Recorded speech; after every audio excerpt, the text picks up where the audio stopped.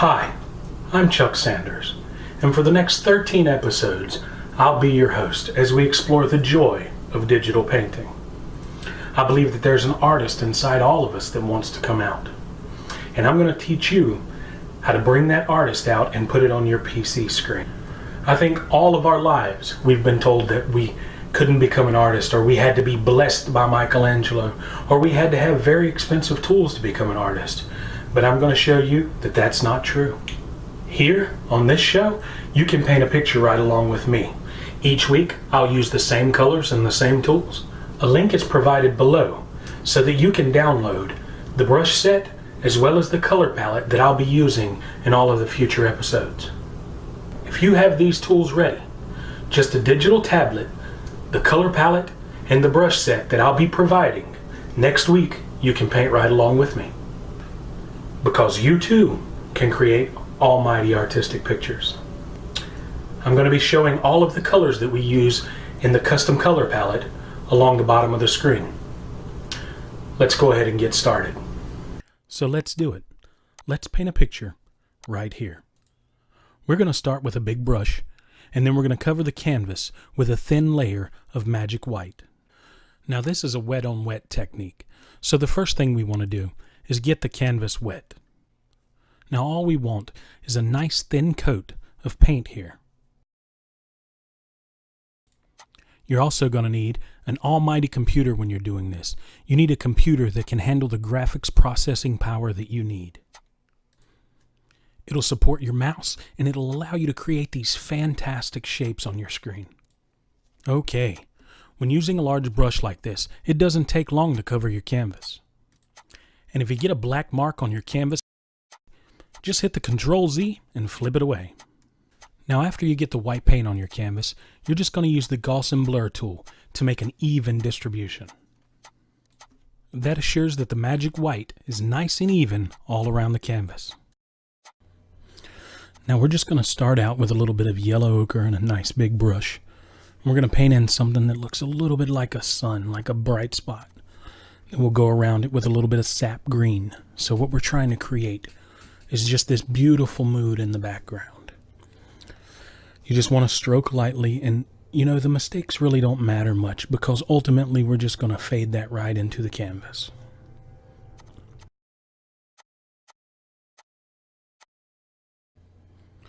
Now we're going to go in there with a little bit of Prussian blue and kind of give it a blue background look, a beautiful sky. It's absolutely beautiful. And what we'll do is we're going to take the Gaussian blur tool. Once we get the colors correct, we'll use that tool to blend them all together on the canvas. Just like that. That's exactly what we're looking for a sky. Now we're going to go back in there with some titanium white, and we're going to create a hot spot, like a sunspot. And that's synonymous with most cameras. They receive a hot spot. Regardless of the color, there's always a hot spot in every beautiful image. Now we're going to use one of my favorite brushes, which is like a large splatter brush. It really gives, using pressure, you're able to control how large that brush is. And we're just going to start painting in these trees. You just want to paint them light and easy and just smush your pen down on your tablet. These trees aren't really hard to create. They just kind of come to life. All you've really got to do is talk to the tree. Just make friends with it. The tree will come right to life for you. You're just going to sketch each one of these in by smushing your pen down on your tablet. Now, the firmer you smush, the darker it becomes. That's the key to having a pressure-sensitive tablet. You're going to need a tablet that gives you at least 2048 levels of pressure.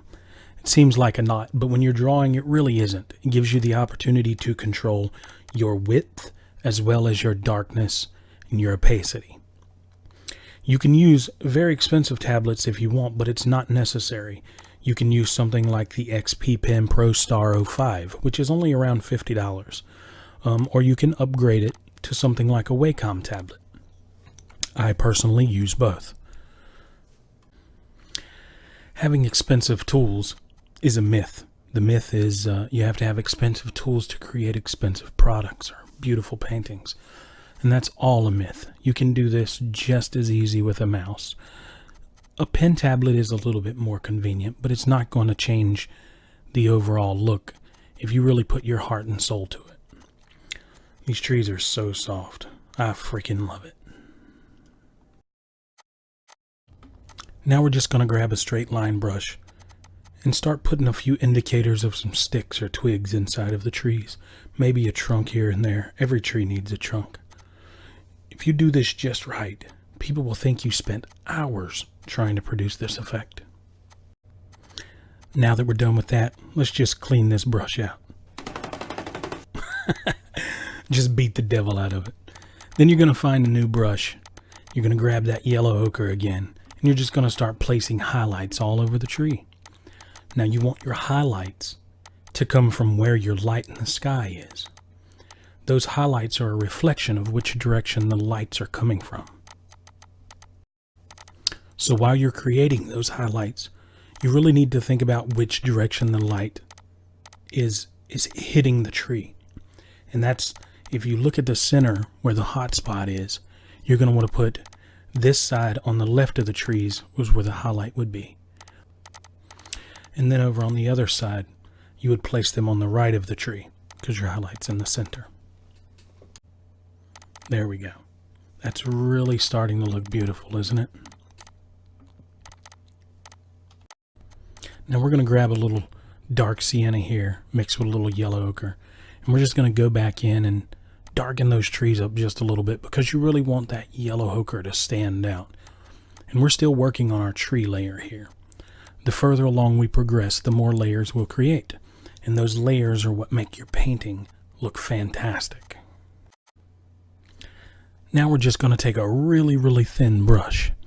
And we're going to go in there with a little Alzerian crimson and titanium white mixed together. And we're just going to put a couple of little highlights on the trunks of these trees. And highlights really bring out the trunks, and they show the light that scatters through the tree and reflects off of the trunk. This is beautiful. This is exactly what we're looking for in a painting. Now what we need to do is take our midnight black and find a wide brush. And we're just going to scratch in a little path here. We're going to scratch that path in right between those trees so it looks like you can just walk right up through the wilderness. It's absolutely perfect. And then we're going to use the same brush, and we're going to grab a little titanium white. We're going to mix it with a little bit of dark sienna, maybe a little Van Dyke brown. And then when we do that, we're going to create this really, really light brown, and we're going to put this highlight right on top of that. And that really starts to come out, starts to look like a rock or a gravel. And that's really what we're trying to achieve in this picture. Now here comes the fun part. The fun part for me anyway. You may not like it. But what we need to do is we need to grab a real thick, real blotchy looking brush. And we're going to grab a little Van Dyke brown and dark sienna and a little bit of white and mix them all together to create a rocky look. What this does is it creates a base layer. Now we've created a new layer to put this on. That way we can control our rocks if we have to change anything in the future. We take this grayish look and we put it right where the trees end so it looks kind of like sand and rocks all together. Now, if you choose the wrong brush, that's okay. You can attempt this over and over until you get it correct. Don't worry about anything. We don't make mistakes. We just have happy little accidents. Now that you've found the brush that you want, and you have the color that you want, go ahead and paint in some spots right below those trees. This will end up making the perfect background, an absolutely perfect background for rocks and many different things that are right on the edge of the water. Now all of you guys in the Philadelphia area, you may pronounce that wooder. I just want to make sure you know what we're talking about here. Now let's go ahead and clean out that brush because we're going to use it again. Excellent. Maybe we'll just use a different variant of that brush. Now if you find something that you've changed on a brush and you want to use that brush again in the future, you can create your own brush and name it and save it for later. So now that we have exactly what we're looking for, we're just going to go scratch in some colors. And I really haven't found the right brush. Here we go. I think something like this. Yeah. Nah, maybe not. That's too big. Come on. And here we go. It's got a really round top look to it. So it kind of creates what you're trying to find, which is the illusion that there are rocks in that location. When we're putting things on canvas, everything we do is based on an illusion. So now that you have that, you might want to go back in and take a little bit of that titanium white and put some highlights in that area. And we'll go back and play with this later because it's on its own layer now. And since it's on its own layer, we have the ability to turn it off or on or modify it as we see fit. Once you get that exactly where you want it, you can modify your brush a little, make it a little smaller, and then you can go in there with some of that titanium white. It's a beautiful, brilliant, bright white.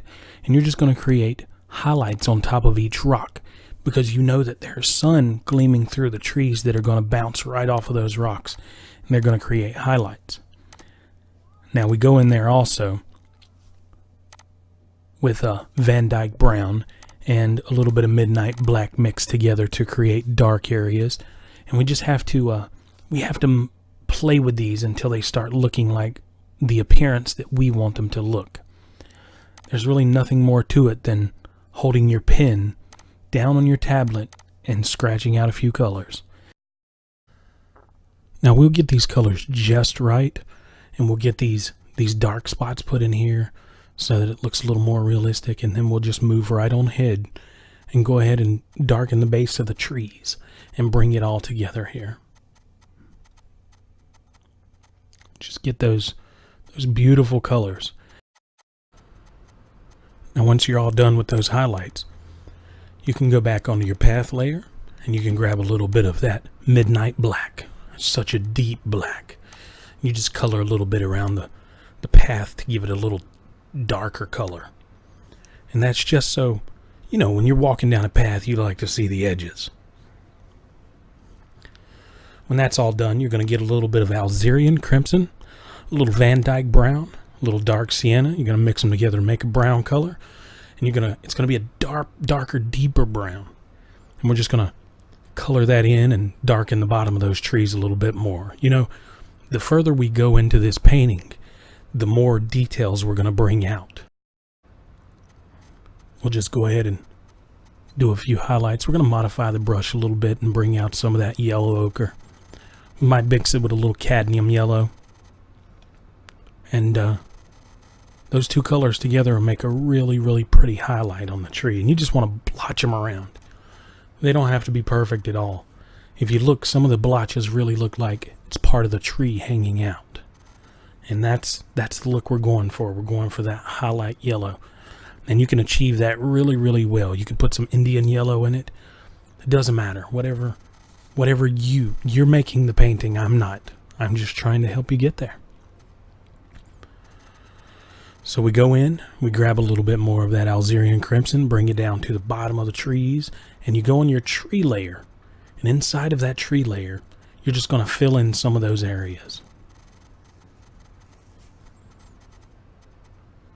Now sometimes when I have a hard time changing the color of trees, I'll go over to my layers palette and turn on lock transparency pixels. That's a very simple thing to do, but what it does is it says any pixel on that layer that is transparent, I don't want to color. I want to leave it transparent. But any pixel that is not transparent, I'd like to color. So you can take anything that you've already painted and change the color of it without affecting anything around it. Now, as you can see in the video, I've went ahead and grabbed some of that midnight black and some of that Van Dyke brown, and I've mixed it together, and I've made my path a little bit darker. The darker we make it, the more it'll appear to be what we want it to be. And while I have that midnight black active, I'll go ahead and paint in some of those rocks, and then I'm going to go take that titanium white as well. And with that titanium white, if you just scribble over the rocks, they start looking like highlights right on top of those beautiful, beautiful rocks. Now what you see me doing is using a lasso select tool. I've created a new layer, and with my lasso tool, I'm basically telling the computer the only portion of the image that I want to paint in. Now you'll notice when I start to paint that it won't go outside of my marching ants, my selection. So I'm going to take a little Prussian blue and a little phthalo blue, and I'm going to go ahead and paint inside of my selection. Now that painting is also on a new layer, so I can control that water layer any way I want to. You just paint it right in. You can just pull it right up and down. You can pull it side to side. You can make it as dark as you want. We're just going to blend it right in and make it look like water. For anyone in Philadelphia, that's water. It's beautiful. This is the look we're going for. We're trying to achieve. For some people, water is a really, really hard thing to create. And it's so hard because it has reflections and it has different colors and different tones of blue. But really, the way we're painting it right now, we don't have to worry about any of that. Because we'll use that Gaussian blur tool again. And by using that tool, we'll fill in all of those problems and we'll make it look a lot smoother. So we're going to go ahead and do that now. We're going to grab the blur. We're going to go down to Gaussian blur. And we're just going to set it. But it's not going to be too high. We want to leave some detail in it. So bring it down to where you believe that it looks the best. And for me, that's right about here. Now what I'm going to do next is add another blur. This is a great feature in Photoshop. It's a directional blur. And we have radial blurs and lens blurs. And we have so many different blurs. And once you learn how to use those tools, you'll become fantastic at it. You'll be able to create these amazing, beautiful images. Now what I've done here is taken a wide brush that's not very tall. And I'm going to go in and paint some dark spots around the edge of where I want the water to be. And once that's done, I'll get some of that titanium white and I'm going to go in and just paint some highlights. All water has white highlights around the edge. It's where the water meets the edge of the land. And a lot of times that creates bubbles or foam, or it creates so many different types of reflections. All we're really worried about is making a beautiful picture, so it can be any way you want it to be. Then we'll take some more of that that titanium white, and we'll go in, maybe add a little Algerian crimson to it, give it that brown look, and try to blend the sand into the trees here. What we want to do is have the layers not be distinguishable. We want all those layers to mix together. We take some of that Algerian crimson and that dark sienna here, and we go ahead and darken in the bottom of those trees. Now you notice I turned the tree layer off. I feel like that I've brought the darkness in the foreground so far that maybe I'll go in later and darken up the background to bring the colors out and make them pop a little bit. Now it looks like we got that just where we want it. And what we'll do is we'll just continue for the next minute or so, switching up a few colors and creating a few highlights here and there. And you know, our ultimate goal is just to bring this picture out, to make it look like we're actually walking right into the forest. And you don't have to follow me perfectly. You can make this anything you want it to be. See, I believe the rocks need to be a little bit darker in some places and a little bit lighter in others. So we'll just take the time to do that and bring out those highlights so that it tricks your eye into believing that there's actually rocks there. Now that we have the water highlights, we've went around the edges and we've created the foam and the colors.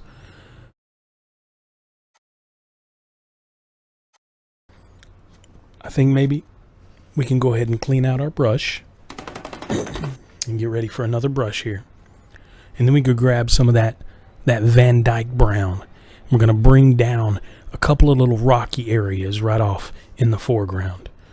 Now what I've done is created a foreground layer, and that layer helps me distinguish between the foreground and the background. But ultimately we'll blend them all to look like they're part of the same painting. So now here on the left, I'm just sketching in what I want to be a rocky area. And the reason we do the dark first is because you want your shadows to show through the light once you paint the light on the top of it. If there's no shadows in the background, then it looks like the under of the rocks are glowing. So we have to have a shadowy image. And ultimately, before we finish this painting, we're just going to put a tree right on the right here. And we have to have some land for that tree to sit on. So now it looks like we have like a rocky creek that leads up to a path that walks right through that beautiful forest area in the middle of the fall. And, you know, little simple techniques like this give you the ability to create something spectacular. We just take some of that Van Dyke brown and that titanium white, and you want more titanium white. You mix those two together and you get a light brown that looks similar to sand, but it has a gray tint to it. So it gives that fall color. And then you just go along and add some highlights. Now the brush I'm using is a standard brush, but I've went into my brush properties and I've squished it. So it kind of looks like rolling rocks. You know what I mean? Like beautiful, like the kind of rocks that you would see in a mountain stream.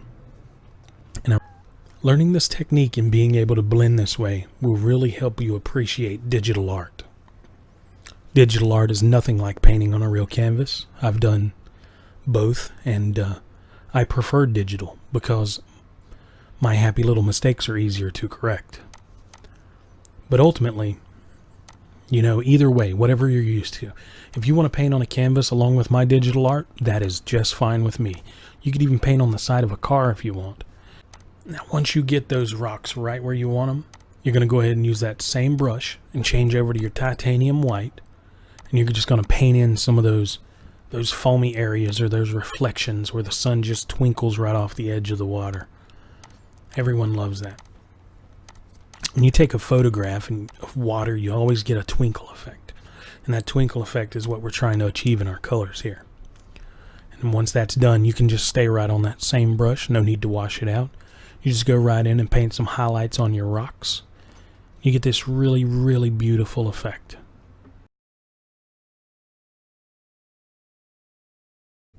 You can just go ahead and add those highlights wherever you see fit.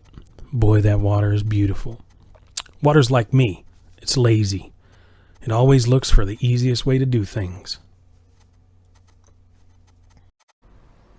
Little highlight here and there. Just makes a world of difference. Bring in little whites. Looks like a little mist on the water. That's exactly what we're trying to achieve.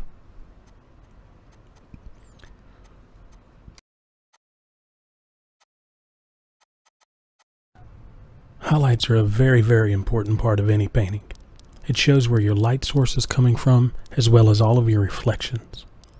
So once you get done painting in all of those little reflections of water, it's about time we get serious with this painting. Remember, you can do anything you want to. This is your world. Your painting doesn't have to look exactly like mine. Maybe add a couple of dark blue areas and a little bit of that gray. And that gray is made with a little mix of Van Dyke brown and titanium white. That gray color really makes it look like some of the light is reflecting off of those rocks and hitting the water's surface. Now we'll go in and we'll create a much bigger rock over here in the corner and add our highlights. And I think that just about has it. Now at this point, you're going to want to go ahead and dip your brush and go ahead and clean it out again. I sure do love beating the devil out of that brush. Now we need to go ahead and add some of those colors to the foreground. So what we want to do is add a few greens, maybe bring out a little bit of color. So we're going to use some sap green, some yellow ochre, and a little bit of dark sienna, and we're going to put those all together and just bring out a few flowery colors, a few really fall-like colors. And we'll blend all these colors together with our blending tool. Now once you get all those colors just where you want them, you get all that darkness and that beautiful brown and those highlights, and really start making it look like a forest, check out all your layers and make sure everything's going just like you want it to go. And then we'll get really, really serious about this painting and go ahead and add that foreground tree.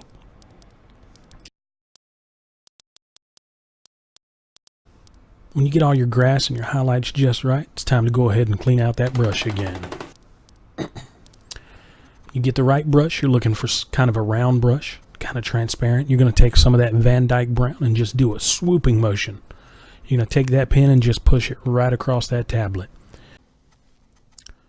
If you use that firm pressure at the beginning and the light pressure at the end, it allows you to create a thick bottom and a very thin top. And that looks perfect for the trunk of a tree. Then you just take a little bit of a titanium white mixed with a little bit of dark sienna, and you're just going to put a highlight right on the edge of the left edge of that tree, because you know your hot spot is coming from the center. And then we'll just add a few more sticks and branches and really make it look like a tree. And if necessary, you can always go in and darken anywhere you see fit, or even hand draw it. You don't necessarily have to use a tablet to do this. You can use your mouse. But ultimately, at the end, you can achieve the same result. Now it looks like we're going to have to go clean that brush out. And then find a bigger, thicker brush. One that we're just going to smush down on that canvas to create the top part of this tree. And you can try a couple of different brushes. The one that I've chosen is one that I really like. I'm not sure about the dark color, but we're going to put it in there and see what it looks like anyway. That'll give the effect of shadows behind the leaves. Then we take a little bit of that Algerian crimson and just lightly fade over the top of it. And then you're going to jump right back to that cadmium yellow. Mix it with a little bit of Indian yellow, and it gives that highlight right off the left side of the top of that tree. And boy, that really makes it pop. Man, that really looks good. That's where all the crows are going to sit at. But we've got to put an elevator up there because crows can't fly. But they don't know that, so they're still going to try. And man, it sure does look like we're coming to the end of this painting.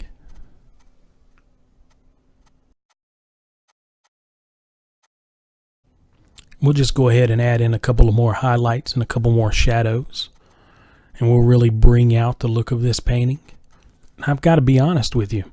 If you've never even painted before, this is one you could do. This turned out to be a fantastic painting, and you only put a half an hour into it, and people think you took hours on it.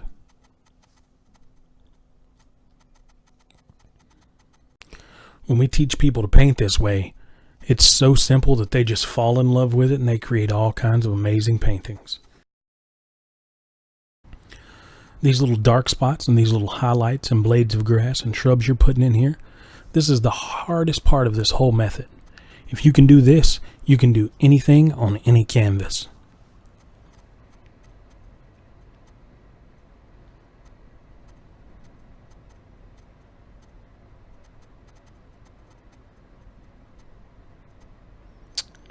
Look at that, ladies and gentlemen.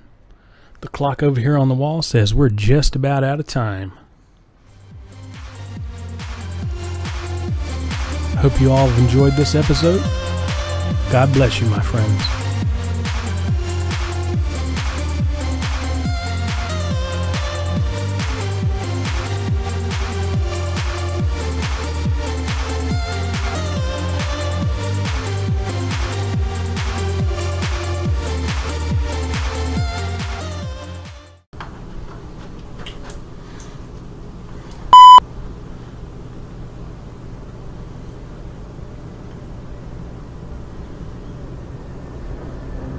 Just a digital tablet, drawing pen, and the color, if you have these tools ready,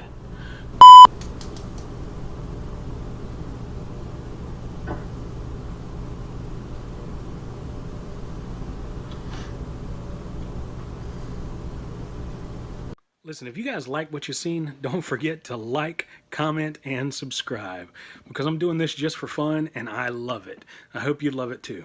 So the more subscriptions I get, the more videos I'll make. Thanks, guys.